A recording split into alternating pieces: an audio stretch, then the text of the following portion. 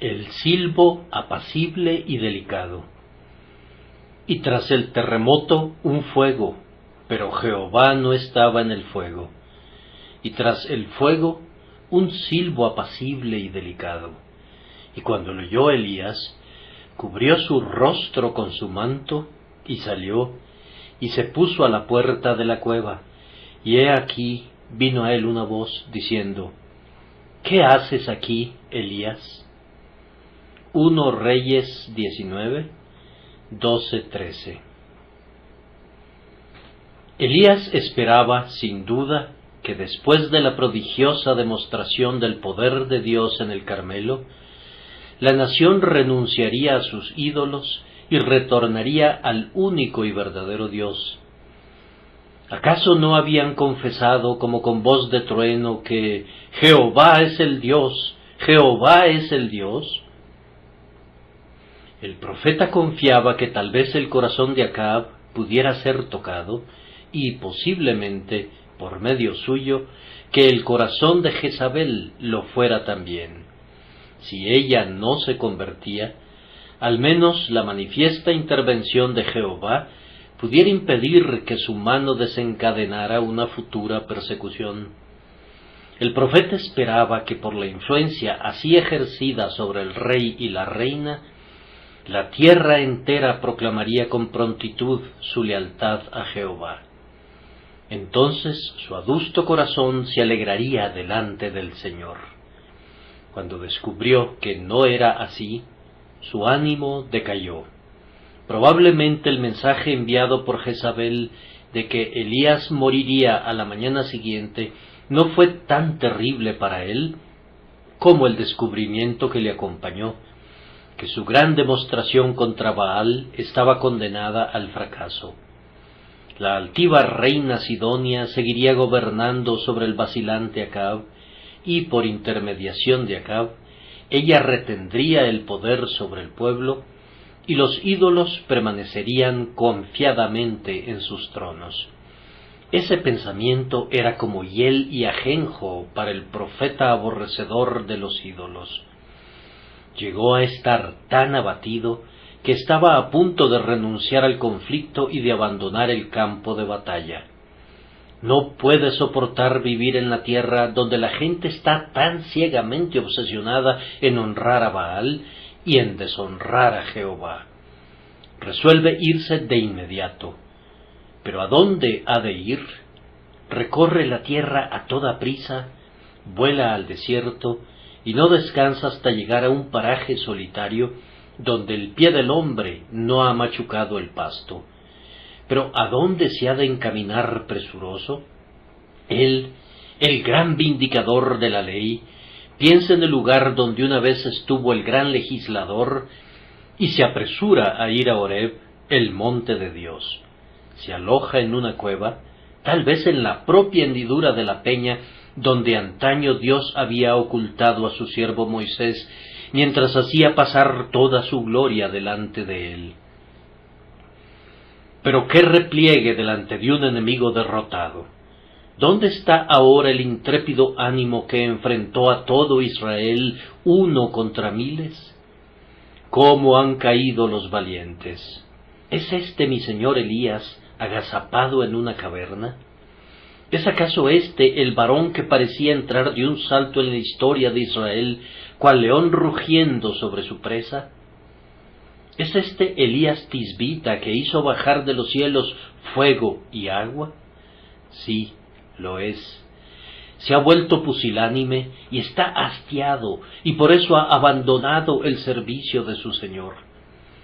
Es bueno que los que siempre somos débiles veamos muy claramente que los fuertes solo son fuertes porque Dios los hace así.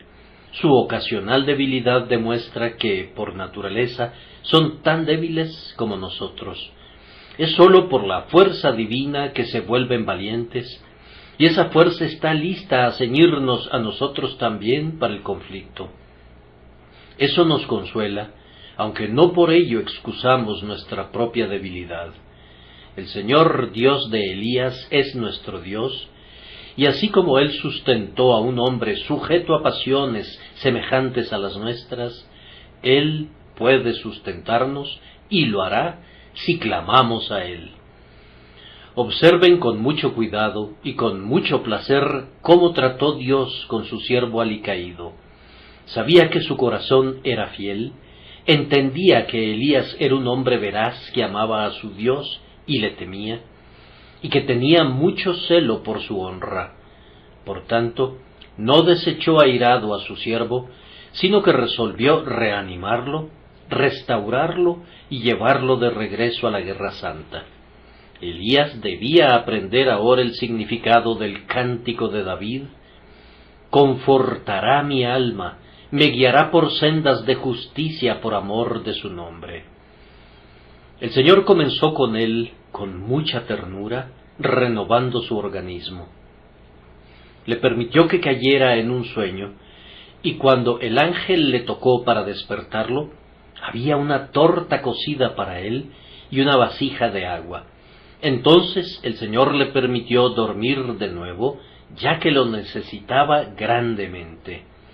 Cuando estamos agotados por la fatiga, no perdemos el tiempo que invertimos en el sueño. La mejor economía de vida es dejar que el cuerpo tenga una dosis suficiente del dulce restaurador de la benévola naturaleza, es decir, del sueño balsámico.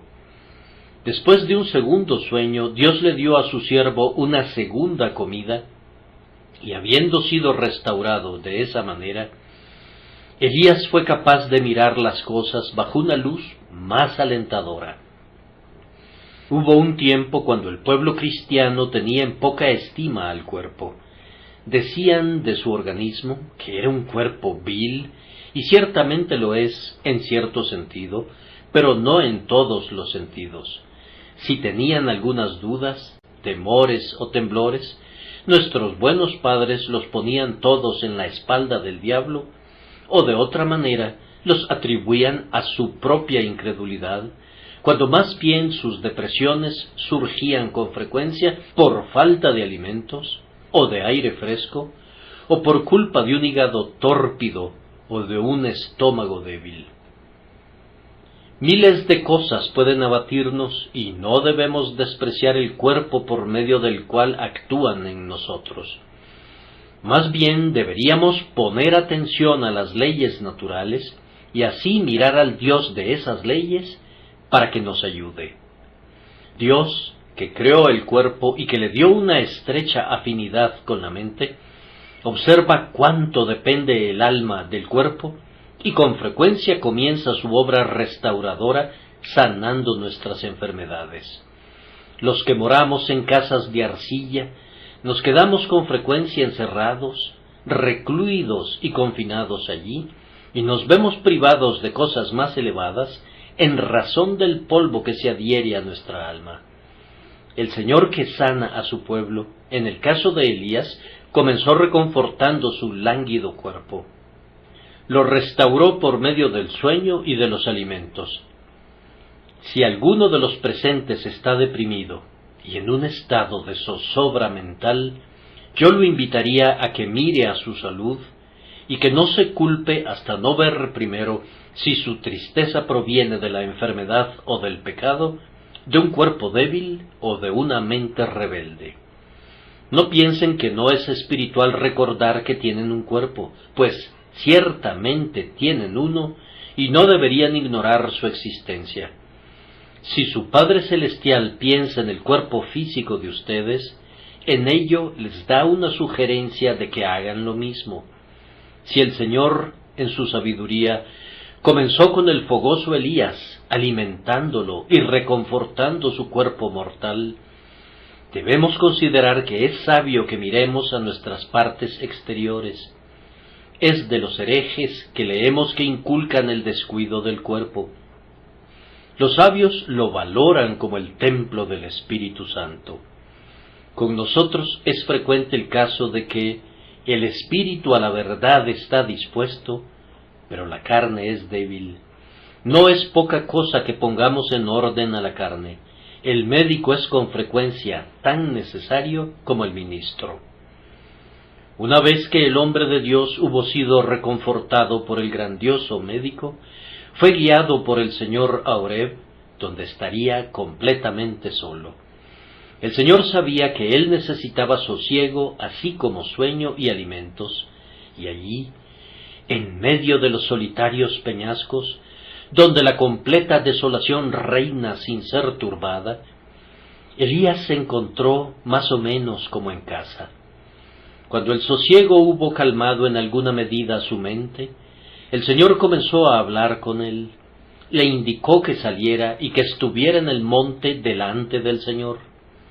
Tan pronto como el profeta llegó a la boca de la cueva, un tremendo huracán barrió las hendeduras de los valles con tal fuerza que partió los montes y derribó grandes masas de granito de sus elevadas cumbres. El grande y fuerte viento parecía sacudir las montañas hasta sus cimientos, y las gigantescas columnas que durante mucho tiempo habían resistido tormentas ordinarias, comenzaron a mecerse y a tambalearse y a caer en torno al solitario observador con un desplome atronador. El profeta no estaba para nada alarmado.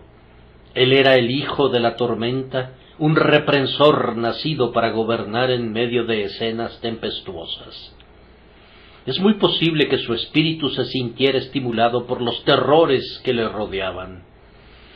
El tumulto en el que había vivido entre la gente había sido representado ahora delante de él en la furia de los elementos. No me sorprendería que incluso llegara a sentirse como en casa, gozosamente excitado cuando la terrible explosión barría las crestas de los montes. Mientras estaba en la boca de la caverna, la tierra cedió bajo sus pies. Se apoyó contra la pared del monte y, he aquí, éste se sacudió y tembló, pues ahora estaba pasando el terremoto y parecía como si nada fuera estable en torno suyo. Apenas hubo cesado esta convulsión, cuando el fuego exhibió su fulgor. El rayo lanzó llamas sobre todo el cielo e iba acompañado de unos truenos como nunca se habían oído. De risco en risco saltaban los rayos fulgurantes, al punto que el firmamento entero ardió con el fuego de Dios. Sin embargo, no vemos que el profeta se hubiera acobardado o que hubiera desfallecido en lo más mínimo. El suyo era un espíritu valeroso. Estaba tranquilo en medio de la tormenta.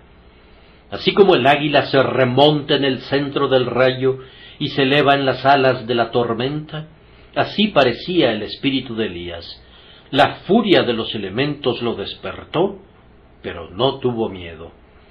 Y ahora el trueno cesó, y el rayo se alejó, y la tierra se quedó quieta, y el viento fue acallado, y hubo una quietud absoluta, y del aire apacible provino lo que el hebreo designa, una voz de un suave silencio, como si el silencio se hubiese vuelto audible. No hay nada más terrible que una pasmosa quietud después de un estruendo pavoroso. Ni siquiera el ruido del viento y de la tormenta, que no pudo acobardar a Elías, había sido tan terrible como el silbo apacible y delicado con el que Jehová le pidió a su siervo que se acercara.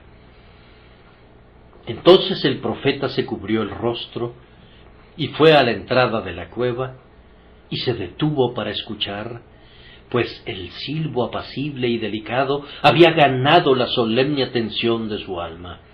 Le provocó lo que todo el resto de cosas no había logrado, y fue por esta razón que el Señor no estaba en el viento, ni en el terremoto, ni en el fuego, pero sí estaba en el silbo apacible y delicado, y Elías lo sabía, y estaba pasmado, y se preparó para oír lo que Dios el Señor le diría. ¿Cuál es la lección de esto? Que Dios el Espíritu Santo nos ayude esta mañana a aprenderla y a enseñarla. Primero, les pido que pongan atención a la agencia elegida. Noten de entrada lo que no fue. No fue lo terrible, no fue lo tremendo, no fue lo sobrecogedor, sino más bien lo contrario de todo eso. No fue una grandiosa demostración de poder, pues Dios no estuvo en ninguno de esos grandes fenómenos que Elías vio y oyó. Lo que ganó el valeroso corazón de Elías no fue el torbellino, no fue el terremoto, no fue el fuego, sino que fue el silbo apacible y delicado. Lo que gana eficazmente los corazones de los hombres para Dios y para su Cristo no es un extraordinario despliegue de poder. Los hombres pueden ser orillados a temblar cuando Dios envía pestilencia y hambruna y fuego y otros terribles juicios suyos. Pero estas cosas terminan endureciendo usualmente los corazones de los hombres y no los ganan. Vean lo que Dios le hizo a Faraón y a su tierra. Ciertamente esas plagas fueron tupidas y pesadas. No se había visto nada semejante antes y, sin embargo, ¿cuál fue el resultado? Pero Jehová endureció el corazón de Faraón. Así sucede usualmente. Estas cosas son lo suficientemente buenas como introducciones al Evangelio divino que conquista apaciblemente el corazón, pero por sí solas no afectan al alma. La ley y los terrores no hacen sino endurecer todo el tiempo que trabajan solos. Es un sentido del perdón comprado con sangre el que disuelve un corazón de piedra. El silbo apacible y delicado tiene éxito allí donde tremendas cosas en justicia no sirven de nada. No me sorprende que Elías esperara que los terribles juicios prevalecerían con sus paisanos. Estas cosas terribles parecieran ser una forma rudimentaria pero efectiva de vencer el mal, y ciertamente prevalecerían si el corazón de los hombres no fuera tan engañoso más que todas las cosas y perverso. ¿No has juzgado que si Dios enviara una pestilencia a nuestra indiferente ciudad, tal vez podría impresionar a la indiferente multitud y conduciría a nuestras casas de oración a aquellos que habitualmente desperdician ahora el día de guardar? ¿No podrían el cólera, o la guerra, o el hambre alarmar las conciencias de los descuidados y conducir a los impíos a ponerse de rodillas? ¿No has pensado que tal vez la protección que Dios nos ha dado al salvarnos de las plagas de la guerra y de innumerables males pudiera haber tendido a engendrar en los corazones de los hombres la presunción, el descuido y la indiferencia? Cuando pensamos en el pecado de nuestros semejantes, casi podríamos decirle a Cristo: ¿quieres que mandemos que descienda fuego del cielo como hizo Elías? Imaginamos con frecuencia que los terrores del Señor persuadirán a los hombres y los forzarán a buscar el reposo en el pecho de su Dios. Gracias sean dadas a la misericordia infinita, porque el Señor, en el presente, no elige esa forma terrible de acción. Él deja al viento, deja al terremoto y al fuego, y les habla a los hombres en el silencio de sus almas, mediante una voz que, aunque sea como silencio audible, es el poder de Dios para salvación. Pero es difícil que nos convenzamos de que así es. Aún nos aferramos a la idea de que la pompa externa de un poder tremendo haría avanzar el reino de Dios. No estamos tan dispuestos a prescindir de las 12 legiones de ángeles como lo estuvo nuestro Señor. En lo que se refiere a nuestra propia acción, somos pobres discípulos de aquel de quien leemos: no contenderá, ni voceará, ni nadie oirá en las calles su voz. En nuestras prácticas religiosas somos demasiado propensos a confiar en la fuerza y energía carnales. Si podemos hacer ruido y crear excitación, conmoción y agitación, entonces tenemos esperanzas. Somos demasiado propensos a identificar con el poder de Dios la agitación de las masas motivada por excitaciones recientemente inventadas. Esta época de novedades parecería haber descubierto el poder espiritual en las bandas de metales y tambores, y se espera que las almas que no pudieran ser salvadas por una iglesia sean alcanzadas por un ejército, y se supone que las mentes que son insensibles a los argumentos evangélicos pueden ser embelesadas por unos pendones. La sencilla enseñanza apostólica está en rebaja, y se nos invita a experimentar métodos más sensacionales. La tendencia de este tiempo es hacia lo grande, hacia lo espectacular y hacia el show de poder, como si esas cosas pudieran lograr lo que agencias más regulares no han podido alcanzar. Pero no es así, o de lo contrario, tanto los hombres como Dios habrían cambiado grandemente. La misma tendencia aparece en este comentario demasiado común. Al menos hemos de contar con un predicador elocuente. Tengamos uno que pueda argumentar con palabras exquisitas y selectas, un maestro del arte de la oratoria. Ciertamente en esto podemos confiar y apoyarnos en una argumentación animosa y en un intenso y elocuente discurso. Sin embargo, quizá Dios no elija esta forma de poder, pues no aceptará que nuestra fe se base en sabiduría de palabras, sino que quiere que aprendamos esta lección, no con ejército, ni con fuerza, sino con mi espíritu, ha dicho Jehová de los ejércitos. Las frases del orador se suceden retumbando, una tras otra. ¡Cuán tremendo pasaje! Los oyentes seguramente han de estar impresionados. Viento, y el Señor no está en él. Y ahora todo parece temblar, mientras, como un segundo Juan el Bautista, el ministro proclama infortunio y terror y pronuncia la maldición de Dios sobre una generación de víboras. ¿No quebrantará esto los duros corazones? No, no se logra nada. Es un terremoto, pero el Señor no está en el terremoto. Hay todavía otra forma de fuerza. Aquí viene uno que argumenta con vehemencia, lleno de ardor, lanza destellos y despide llamas. Miren el brillo de sus sensacionales metáforas y anécdotas.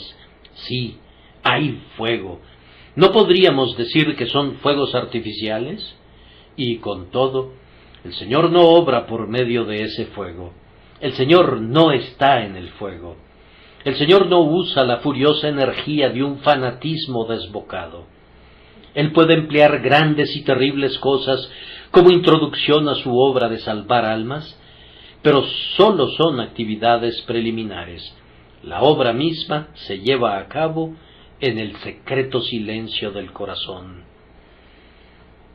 Como fueron en el caso de Elías, así son estas cosas en los casos de otros. Sobresaltan y despiertan, pero no pueden convencer y convertir. Lo que ha de vivificar, iluminar, santificar y bendecir es realmente el silbo apacible y delicado del quieto silencio. Las palabras suenan como una paradoja, pero el sentido es claro para quien conoce la verdad por experiencia. La voz que no se oye en el exterior es omnipotente en el interior. Hemos mostrado suficientemente el lado negativo del asunto. La obra de Dios no se apoya en el poder de la criatura. Entonces, ¿qué usa Dios para tocar el corazón? Nuestro Padre Celestial generalmente usa lo que es suave, tierno, apacible, tranquilo, calmado y pacífico, un silbo apacible y delicado. En la obra de una conversión real, de inducir al alma a la decisión y a una completa obediencia a Dios, la voz que llama es a menudo tan apacible que resulta casi imperceptible para otros, excepto en sus resultados. Sí, es con frecuencia tan apacible que es casi imperceptible para el hombre que es el objeto de ella. pudiera no ser capaz ni siquiera de decir exactamente cuándo vino la voz y cuándo se fue. El apacible céfiro refresca la enfebrecida frente, pero el paciente a duras penas se entera de que ha atravesado el aposento de enfermo y se ha marchado, tan suave su aliento que recibe del cielo. En la reconciliación no hay golpes, ni redobles de tambor, ni rayos de tempestad. El amor es el capitán de esta guerra incruenta. Hay poca manifestación de fuerza física o mental, y, sin embargo, hay un mayor poder real que si se hubiera usado la fuerza física. Observamos que donde hubo una demostración de poder, como en el viento, en el terremoto y en el fuego, leemos posteriormente que Jehová no estaba en ellos, pero aquí, en este silbo apacible y delicado, en el que no hubo ningún despliegue de poder, Dios estaba obrando. Aquí, entonces, vemos la debilidad del poder, pero aprendemos también el poder de la debilidad y cómo Dios hace a menudo que aquello que pareciera más resistible sea irresistible, y lo que supondríamos que fácilmente pudiera ser descartado, teje en torno a un hombre grilletes de los cuales no puede escapar nunca. El Espíritu Santo obra suave y apaciblemente, tal como lo hace el aliento de la primavera que disuelve el témpano de hielo y derrite el glaciar. Cuando la helada sujeta a cada riachuelo por su garganta y lo aprieta firmemente, la primavera los pone en libertad. No se oye ningún ruido de martillo o de lima cuando se están soltando los grilletes, pero sopla el cálido viento del sur y todo es vida y libertad. Así sucede con la obra del Espíritu de Dios en el alma, cuando viene a dejar en libertad al pecador. Obra eficazmente, pero no se escucha ninguna voz. Ahora, prescindiendo de cuán suave y apacible pudiera ser la instrumentalidad, si salva al alma, en cada caso se realiza por la presencia del Espíritu Santo. Y el Espíritu Santo, si bien cuando quiere puede ser un viento recio que sopla, pues Él viene según su propia voluntad soberana, con todo, cuando viene para traer al hombre la paz de Dios, desciende usualmente como paloma o como el rocío del cielo. Todo es paz y tranquilidad y quietud. Satanás puede incendiar el alma con agonía. Dudas, temores y terrores la desgarran como un terrible terremoto. El hombre entero está sumido en angustia y confusión cuando el torbellino de la ley barre a través de su alma. Pero el Espíritu viene con el más tierno amor, revelando a Cristo, el ser amable, exponiendo la cruz del Salvador delante del ojo lloroso del pecador y hablando paz, perdón y salvación. Hermanos, esto es lo que necesitamos, la obra del Espíritu de Dios según su manera de amor vivo. He dicho que Él obra usualmente para la salvación del alma a través de la revelación del amor de Cristo, y así es, no sólo cuando somos convertidos, sino posteriormente. Sus operaciones son del mismo tipo en todo momento, apacibles y eficaces. Conforme vamos creciendo en santificación, lo hace mediante tiernas revelaciones del amor del Padre. ¿Qué cosa tiene igual influencia sobre cualquiera de nosotros como la que tiene la infinita y desbordante gracia de Dios en nuestro Señor Jesucristo? Ustedes saben cómo expone M. Monod en su dulce himno no sólo nuestro crecimiento en santificación, sino su gentil instrumento. Sin embargo, Él me encontró. Yo le contemplé, sangrando en el maldito madero, le escuché orar, perdónalos, Padre, y mi anhelante corazón dijo ingenuamente, algo del yo y algo de ti. Día a día su tierna misericordia, sanando, ayudando, plena y libre, dulce y fuerte, y oh tan paciente, me abatía mientras yo susurraba, menos del yo y más de ti. Ustedes pueden percibir que es la operación del amor en el alma la que obra todo. Más alto que los más altos cielos, más profundo que el mar más profundo, Señor, tu amor ha vencido al fin. Concédeme ahora el anhelo de mi espíritu, nada del yo, pero todo de ti. Tal como la silenciosa luz matutina, así obra la gracia en el ser humano. Sus procesos son realizados por el amor. No hay ninguna sombra de terror o de servidumbre en el grandioso acto reconciliatorio en el interior. El Evangelio con sus buenas nuevas salta desde el corazón de Dios y entra en el corazón de los hombres, y se dan el descanso y la gratitud sagrada. Dios puede devorar a sus enemigos con leones, pero a sus amigos los gana con amor. A los que son obcecados quebranta con una vara de hierro y los hace pedazos como vasijas de alfarero, pero a los suyos, cuando viene a salvarlos, los toca con el cetro de plata de la misericordia. La gracia obra con la mayor amabilidad. El amor es el carruaje de la omnipotencia cuando viene al mundo de la mente.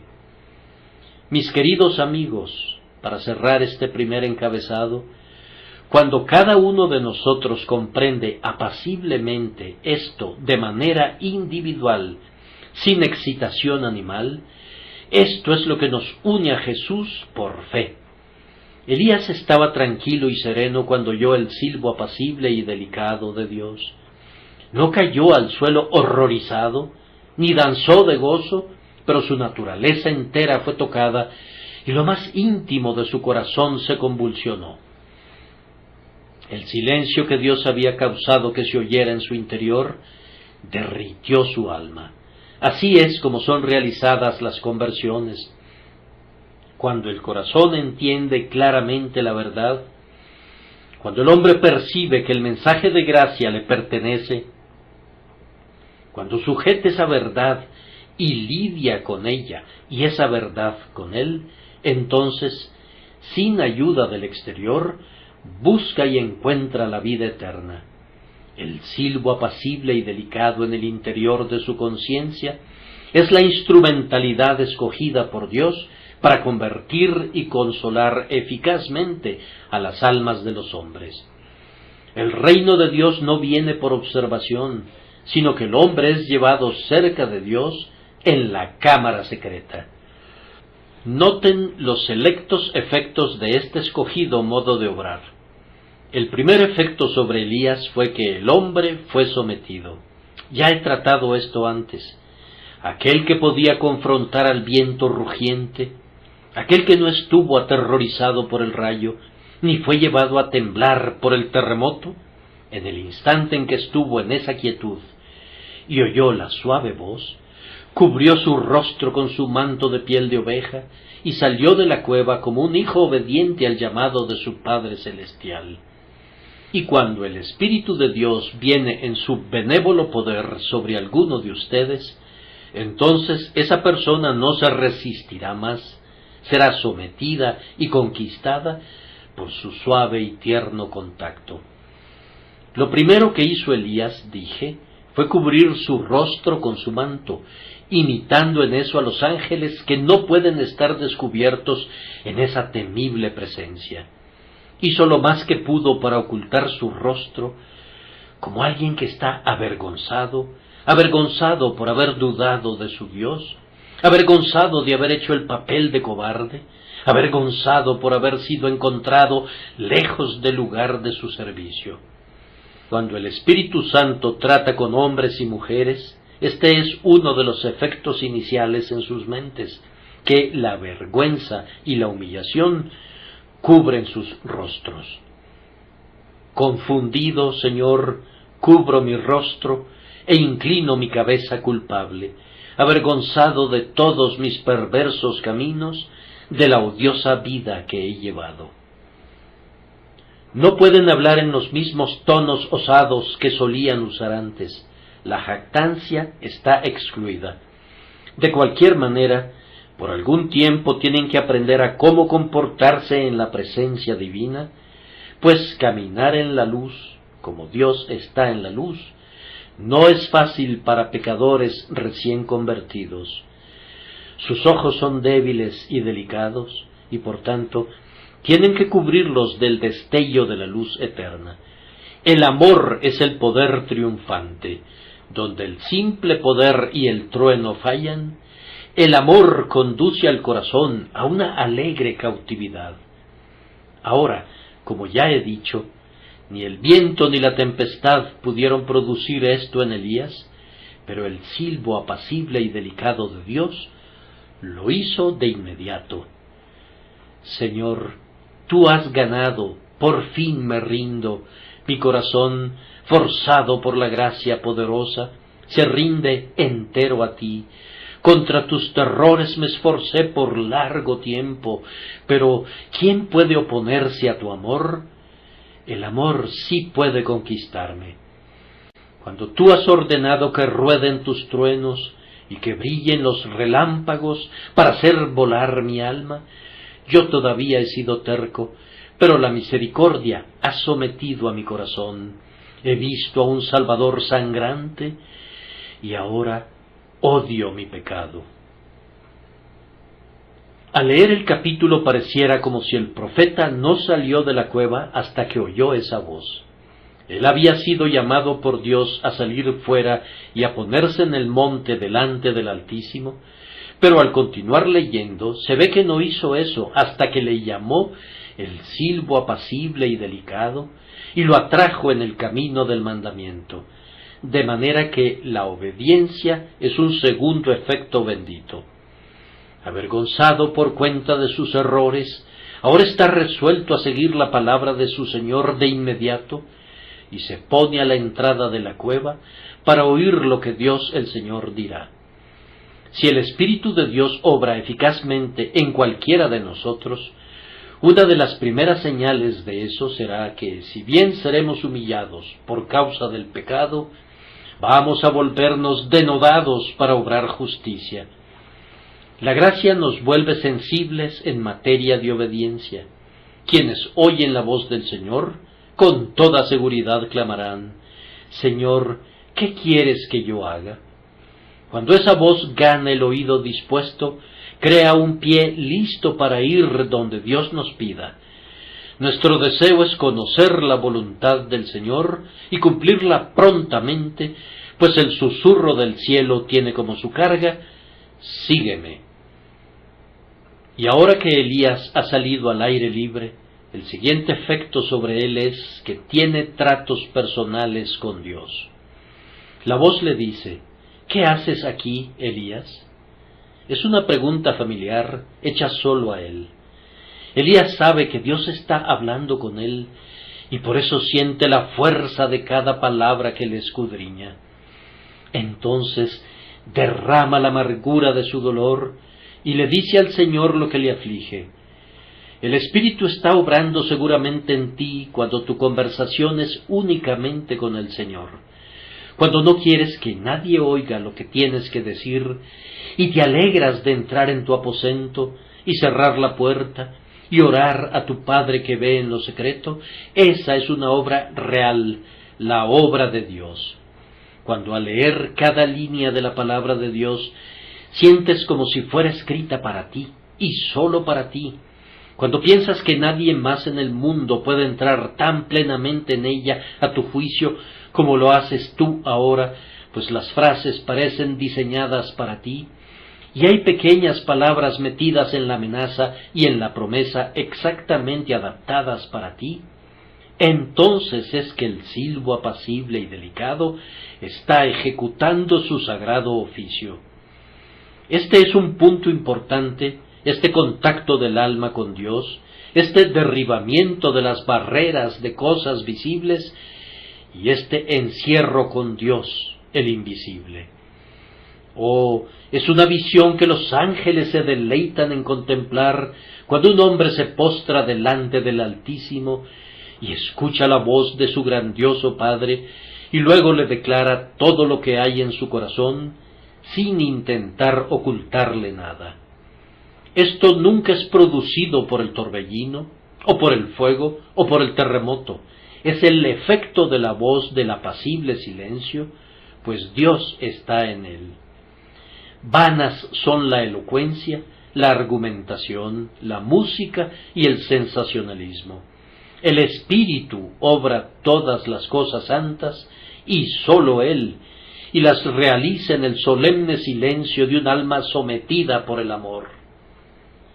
En tercer lugar, vamos a decir algo respecto a la lección que el propio Elías aprendió de esta parábola actuada. El propio Elías había enseñado a la gente mediante acciones más bien que mediante palabras, y ahora él mismo es instruido de manera similar. Le fueron enseñadas varias cosas que era esencial que supiera, y entre ellas, primero, que Dios no siempre usa los medios que nosotros suponemos que usará.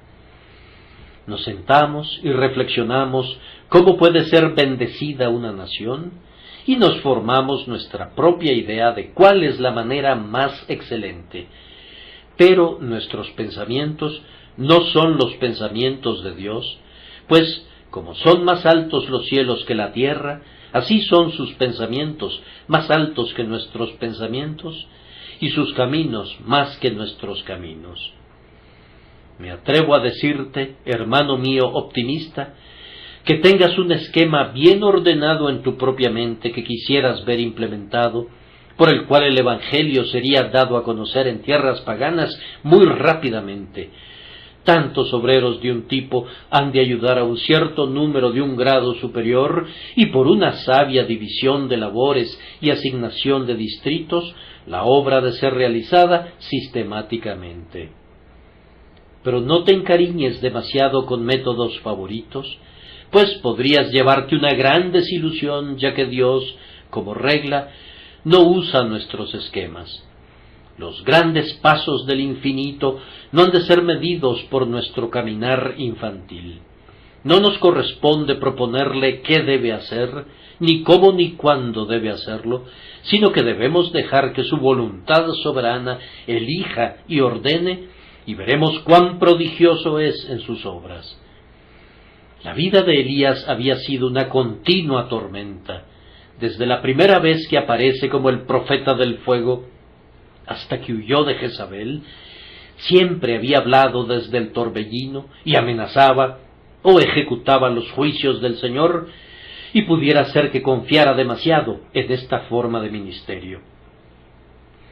Sin duda tenía razón en reprender de esa manera al pueblo pecador y obstinado, pero aún así Dios le haría saber que el Carmelo, con su victoria total sobre los sacerdotes de Baal, al punto que sus riachuelos corrían tintos en sangre, no era el camino por el cual Dios vencería a sus enemigos. Los hombres no adorarían a Dios correctamente sólo porque en un momento de excitación hubieran dado muerte a una banda de impostores. No se gana el corazón a una reverencia amorosa por la matanza. No es por sangre que los hombres son bautizados a una adoración espiritual. Tenemos que aprender esta misma lección una y otra vez. Repitámosla. No con ejército, ni con fuerza, sino con mi espíritu, ha dicho Jehová de los ejércitos. Es de lamentar que la gran mayoría de la gente que profesa se aferre obstinadamente al fatal error de buscar demostraciones de poder de un tipo o de otro. Oigo que una cierta iglesia está buscando a un hombre muy listo. Esa iglesia piensa que Dios está en el viento.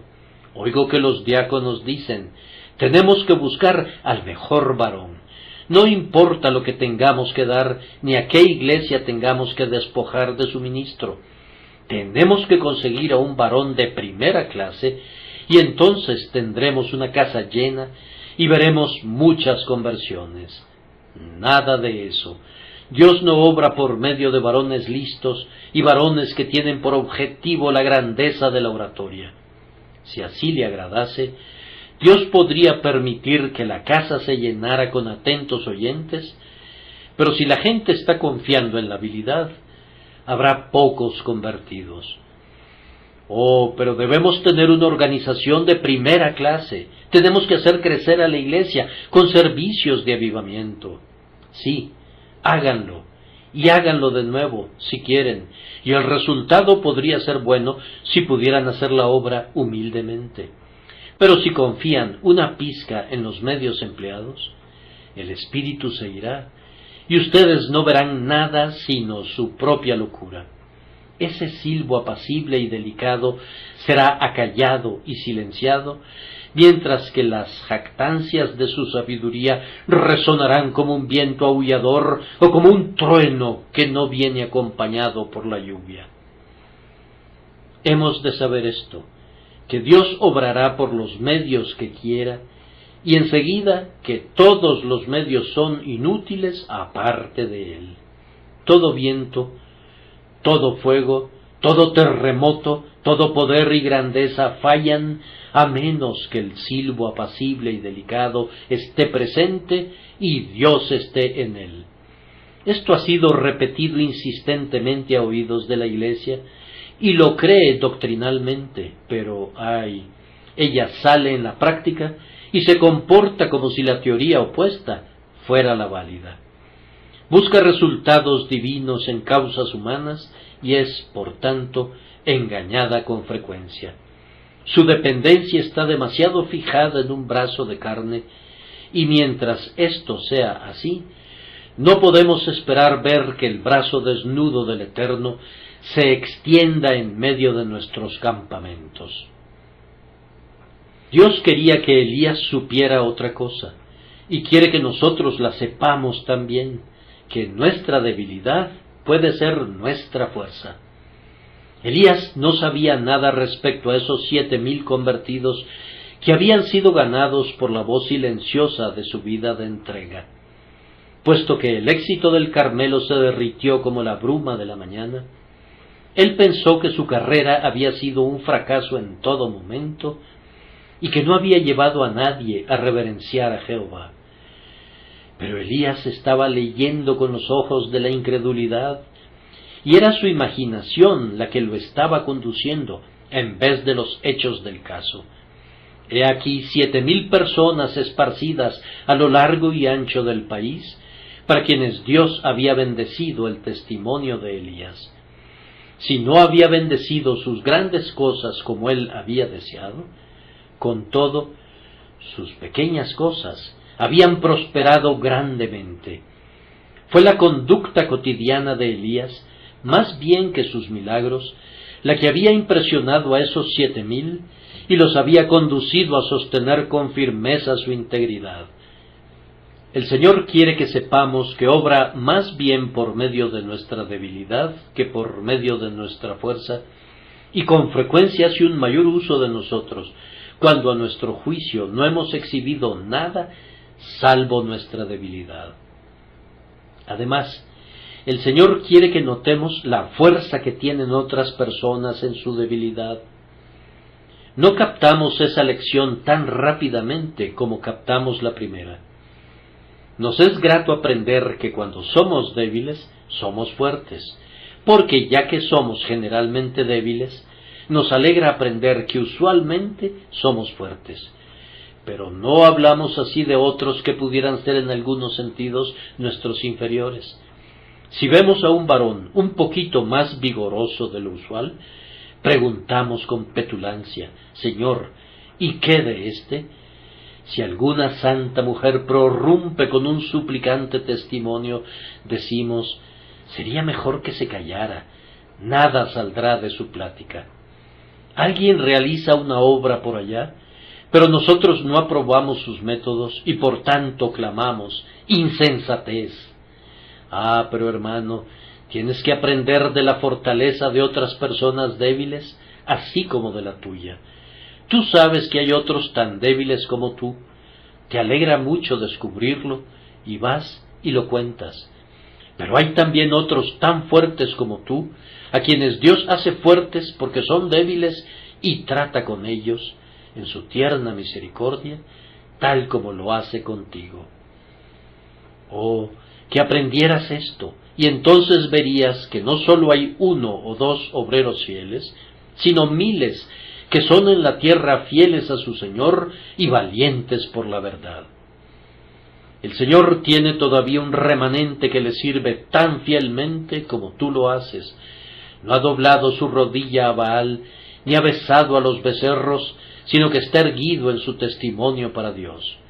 Cree esto y sé feliz, pues Dios quiere que lo creas. Él no siempre está con nuestros poderosos predicadores, con nuestros instruidos canónigos, con nuestros reverendos obispos, con nuestros grandes generales y todo eso, pero pudiera estar con ese pobre hermano joven que se para en las esquinas de las calles y habla con frases entrecortadas, y con esa amada hermana que se encarga de 1 o 2 docenas de niñas y les enseña el amor del Salvador. Ustedes se preguntan qué es lo que posiblemente pudieran enseñar esas personas, y sin embargo, el Señor está apacible y eficazmente hablando por sus suaves voces. Nosotros somos críticos maravillosos, estamos disponibles y con ganas de hacer pedazos a los siervos de Dios. Pero la misericordia es que el Señor se venga dulcemente de nosotros por causa de ellos, dándoles una mayor bendición para que hagamos a un lado nuestro juicio y para que podamos entender que Él habla aún por medio de quien quiere y usa al que Él elige, y que esta verdad es segura por siempre, no con ejército, ni con fuerza, sino con mi espíritu, ha dicho Jehová de los ejércitos. El silbo apacible y delicado del cristiano humilde y solitario pudiera contener mayor poder que todos los truenos y rayos del mayor orador que haya argumentado jamás por Cristo. Por último, escuchemos esta mañana, que el acto de escuchar sea puesto en práctica de inmediato, muy reverentemente. Si somos demasiados para hacerlo aquí, vayamos a casa, a nuestras propias habitaciones, y escuchemos allí. Me dirijo especialmente a los que no conocen al Señor. Ustedes no pueden hacer que se oiga el silbo apacible y delicado, pero a menudo, haciendo silencio y quedándose quietos, ustedes pueden oír ese llamado de tierno amor. ¿Qué les dice a ustedes, personas inconversas? ¿No les habla sus conciencias diciéndoles cómo es que han vivido tanto tiempo en la luz y sin embargo no la han visto nunca? ¿Cómo es que han morado tanto tiempo en la atmósfera del amor y sin embargo nunca lo han sentido? ¿Cómo es que Jesucristo les ha sido predicado y ustedes saben que Él es el único Salvador y sin embargo lo han rechazado? Los años van pasando, sus cabellos se están tornando grises, han esperado siempre y han resuelto a medias que tiene que haber un momento de cambio para ustedes y sin embargo son simplemente los mismos. No voy a hablar por tu conciencia, pero sí le pido a tu conciencia que te pregunte, ¿por qué tratas tan mal a tu mejor amigo? ¿Por qué menosprecias su sangrante amor? ¿Por qué lo postergas por cualquier nimiedad y siempre estás diciendo, ahora vete, pero cuando tenga oportunidad te llamaré? Cuando la conciencia haya terminado de hablar, entonces deja que hable Jesús. ¿Y qué te dirá? Yo te he amado y me entregué por ti. ¿Por qué me desprecias? Yo he venido a ti y te he hablado con acentos de amor y te he pedido que confíes en mí y he dicho que no te echaré fuera si vinieras a mí. ¿Por qué no vienes y confías? Deja que se escuche esa suave voz, la voz del bebé de Belén, la voz del cordero moribundo en el Calvario. Deja que argumente contigo, ven a mí y yo te daré descanso. Escucha su voz, por favor, deja que otros sonidos se apaguen para que puedas oírla. Quédate quieto en casa e inclina tu oído, escuchando diligentemente la voz de la misericordia del sangrante Hijo de Dios. Luego deja que hable el grandioso Padre y te diga: ven a mí, hijo mío, tú te has descarriado, pero yo sigo estando dispuesto a recibirte. Si vienes a mí, confesando tu transgresión, yo soy fiel y justo para perdonarte tu pecado y para salvarte de toda tu injusticia. Ven a mí y vivirás en mi casa y gozarás de todos los privilegios de mis hijos. Igualmente escucha con diligencia las enseñanzas del Espíritu Santo. Siéntate y di: habla, bendito Espíritu, háblame. No puedes hacer nada mejor esta tarde que apartar un tiempo de silencio para que puedas inclinar tu oído al Espíritu de gracia. Date una hora de completa soledad y quédate quieto y di: ahora, Señor, bendito Espíritu, habla y quebranta mi corazón con vergüenza por mis transgresiones. Habla entonces para sanar mi corazón creyendo en Jesús. Háblame mientras yo te espero. Oh, cuántos recibirían una bendición si hicieran eso. Finalmente, permítanme que con los acentos más tiernos haga a cada inconverso la pregunta que Jehová hizo a Elías. ¿Qué haces aquí, Elías? ¿Qué te trajo aquí esta mañana? ¿Viniste a adorar a Dios o a gratificar la curiosidad? ¿O viniste meramente porque es algo apropiado asistir a un lugar de adoración un día domingo? ¿Qué haces aquí, Elías? ¿Qué has estado haciendo toda la mañana? Cuando fue cantado el himno, ¿alabaste o te burlaste? Y cuando fue ofrecida la oración, ¿te uniste a ella? ¿O has estado sentado aquí insultando al Altísimo, ofreciéndole lo externo de la devoción, mientras tu corazón ha estado lejos de Él? ¿Qué haces aquí, Elías? Oh, que respondieras: yo efectivamente me arrepiento de lo que he hecho y de lo que no he hecho, y me postro a los pies del Padre, y le suplico por intermediación de Jesús que tenga piedad de mí y perdone mis transgresiones. Si crees en Cristo Jesús, quedas perdonado. Si confías tu alma a Jesús, prosigue tu camino. No hay pecado en el libro de Dios contra ti ahora. Él ha borrado tus transgresiones y no recordará más tus pecados. Será un día feliz, pues la voz te hablará esta mañana y no dejará de hablarte nunca hasta que el Rey venga en su gloria y te ponga a su diestra. Que el Señor los bendiga, queridos amigos, por su propio Espíritu, por Jesucristo nuestro Señor. Amén.